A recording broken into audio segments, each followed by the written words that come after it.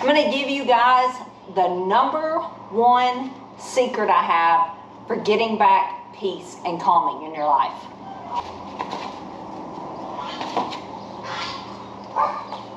If you haven't noticed, the state of the world is kind of in a state of unrest. There's fighting going on. And I know you may say, that's been going on for hundreds of years, if not thousands. You're right, but I don't know about you, it feels like it's culminating into something major and catastrophic sometimes.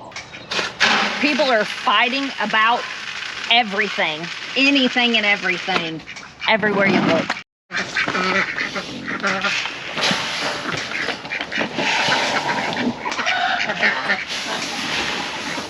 In fact, we have a man 10 minutes down the road from us that has one of those signs that you can change the letters on. He changes it every few weeks, and it's always something sarcastic and judgmental and very divisive. We've got people posting on social media, even here on YouTube, doom and gloom.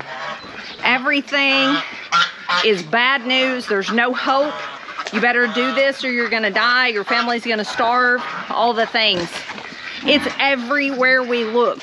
Or it's, oh, you're in support of this candidate because here we are in an election year. You're going to hell.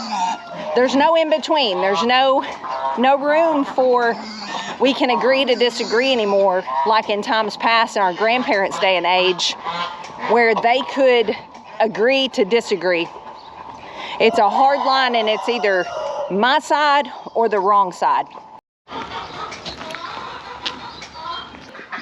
If either you are caught up in fear of what you see on TV or social media, or maybe you're caught up in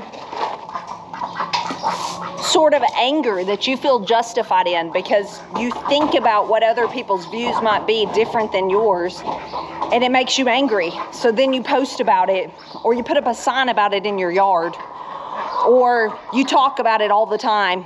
Or maybe you find your thoughts being doom and gloom, like all of this can only mean bad things. All of this can only mean we're not gonna make it. There's no hope, whatever the case may be. If any of those mindsets are you, can I give you a few thoughts that you will at least consider today of how to overcome that? And not just some thoughts, my #1 strategy for breaking free from those things in my own life. I heard a sermon preached. It's been a while, but it was on the Garden of Eden. And you've probably heard sermons too, if you've heard many sermons before, preached on that. But this was from an angle I had never heard before, and I have not forgotten it.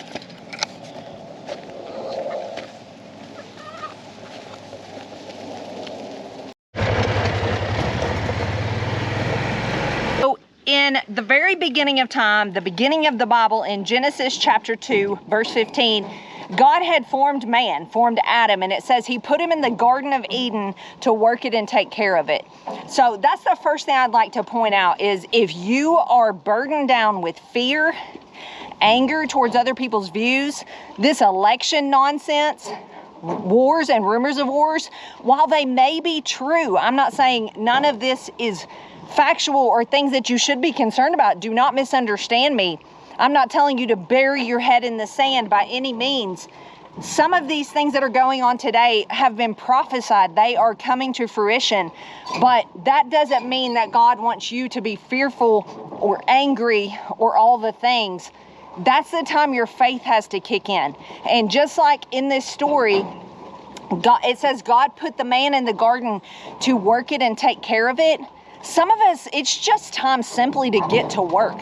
That's what he told Adam to do. As we look more into the story, when Adam varied or ventured off the path of the work that God had given him, that's when trouble started.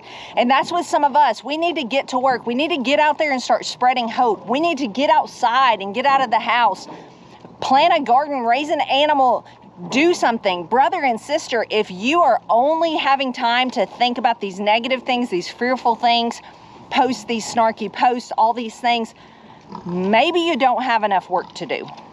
And please don't take what I'm saying as snarky or rude or sarcastic. I'm sitting here telling you not to do that, and I don't want you to mistake that that's what I'm doing.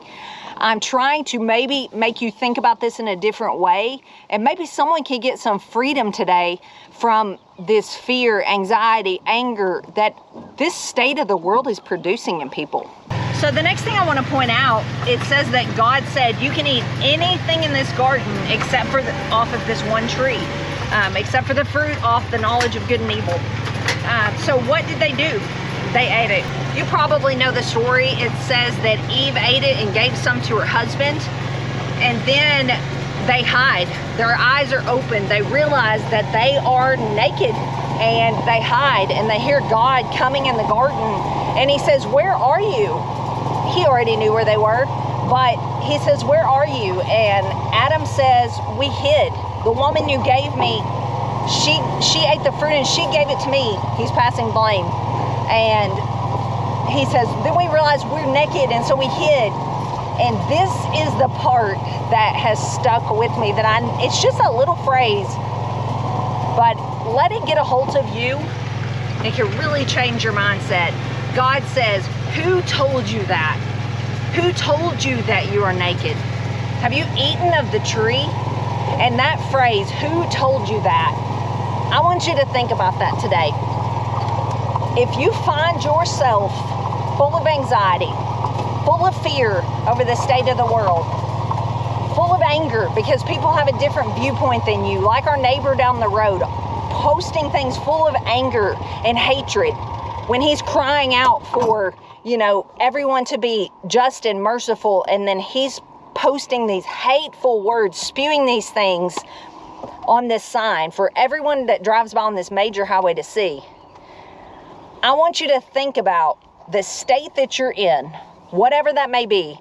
Who told you that?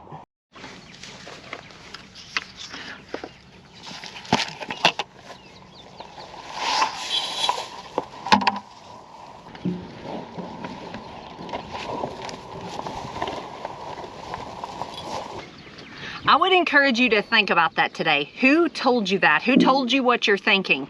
Is it the guy down the road that's posting ugly sayings? Is that where you're getting your idea that there's no hope for this world, that there's no hope for humanity, that people are just evil and hateful and all those things? I would venture to say the majority of people that I actually speak to in real life are good people. They're willing to listen and talk through things. Now, there's a few that make you think otherwise, but if you really take stock of the people you actually know, I'm not talking about that you talk to online behind a keyboard, I'm talking about that you have face-to-face conversations. People are completely different in person, and there are still a lot of people who care about their fellow man, who are willing to talk things out. Who told you that everything is fearful and everything is so hopeless and bad? Because I read the Bible and it says, in this world you will have trouble. So you can expect that. You're going to have trouble. But it says, take heart, I've overcome the world. Doom and gloom is not the way to look at it. The way to look at it is, the end of this story has already been written. Things may be wrapping up in this old world, but we have the book that tells us how it ends. So who told you otherwise? I would venture to say with pretty much 100% confidence, it was not the Lord that whispered those things in your ear. Everything is going to be okay one way or the other, especially for the child of God. If you're not a child of God, I would encourage you to get right with the Lord and get that fear out of your life. And this really doesn't have anything to do with what I'm speaking to you about today, but I feel prompted that someone needs to hear this. Can I ask you, who told you that you're worthless, that you're not worthy of love, that you're too far gone, that you've done too much, and if people really knew you, deep down, the real you, that they would see you for what you are and that you're not good enough and no one would want anything to do with you? Who told you that? I just want to be the one to say, I don't care who told you that. That is so far from the truth. Read the rest of the story.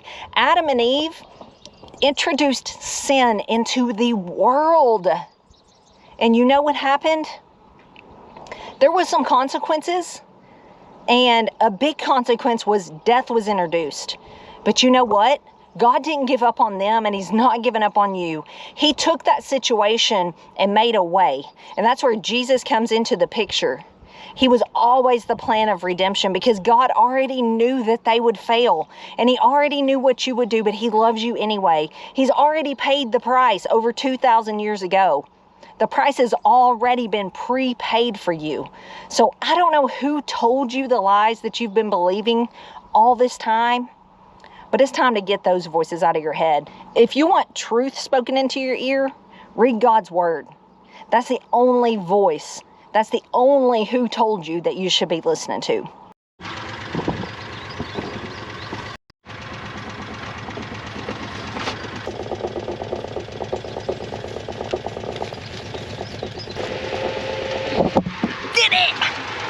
Wasn't pretty, but got it done.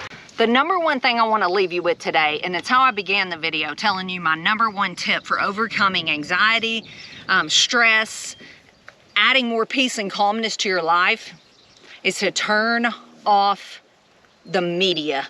Whether that's the news, whether that is social media, whether that's actually the media, which is like journalists and things like that, or whether that is simply people that you've let into your life by accepting them as friends on social media, or reading their blogs, or watching their YouTube videos, or their Instagram reels, or whatever the case may be.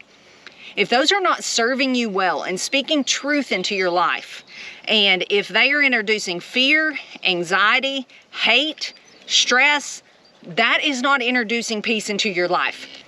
So the easiest, best thing you can do, turn those voices off. However you have to do it. If you need a social media fast, if you need to turn the news off completely, like I did a few years ago, again, I am not saying bury your head in the sand. There are ways to keep up to date on things in this world that are going on, world news, world events, things like that. So you can be educated, and when the elections do come this fall, you can make an educated decision based on your beliefs. But there are ways to do that without letting it take over and run your life. So I just encourage you all, figure out what that is for yourself. Maybe you need more to do. Maybe you need to get outside and plant that garden, or grow a few flowers, or join a quilting circle, or guys, find some friends that you go do things with. Take your wife or your husband out on a date. Do more things with your kids and grandkids. The possibilities are endless. You do not have to be physically capable of going and starting an entire business or a farm or doing all kinds of manual labor to turn those voices off and find more to do. There's many, many, many endless possibilities of how to do that. And I just encourage you this year to find one. Change your life by allowing peace to enter. And the source of all peace is Jesus. I can't end this video without telling you that.